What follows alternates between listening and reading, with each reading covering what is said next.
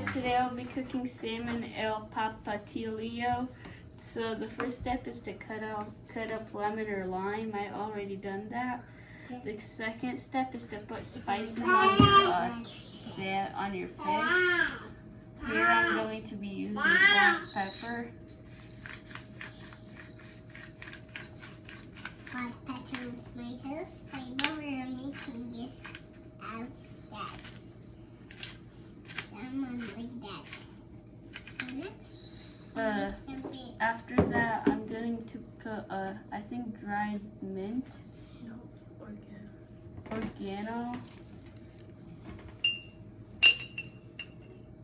Just a little bit.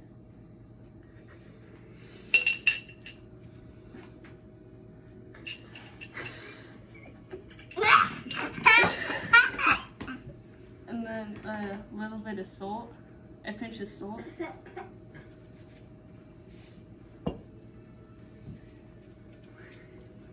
So Whatever this is.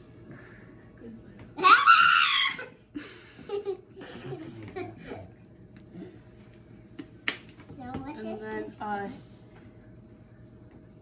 pepper powder.